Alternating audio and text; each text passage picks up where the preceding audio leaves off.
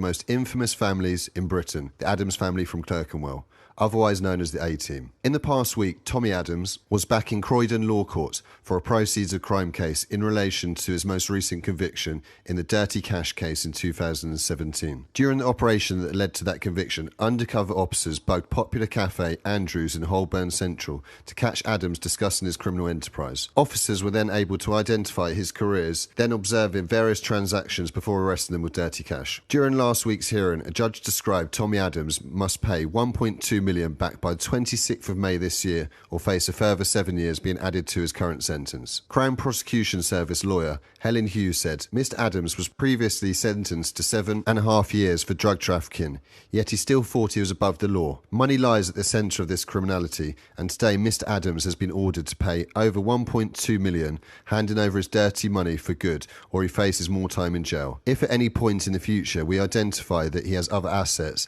and has benefited to a greater extent, then we will apply to the court to increase the order and make him pay more. Criminals like this must be stopped, which is why we work tirelessly to get the highest confiscation orders available, so they can start to repay their debt to society. The Addams family criminal syndicate rose to prominence in the 1980s when Tommy, alongside brothers Terry, Patsy and Sean, were alleged to be leaders of a criminal group from North London that had interests in extortion, security fraud, hijacking, drugs trafficking with direct links to Latin American cartels, as well as being linked to 25 plus murders. The family became very powerful and successful for all these alleged activities and alleged to have ruled London crime from the 80s up until the modern day. They are also alleged to have many law enforcement officers and politicians in their pocket throughout these times, and the lack of serious convictions and prison time suggests this may be true. During the 90s, the family were considered untouchable, and it required the assistance of domestic spy agency MI5 in order to get evidence of criminality,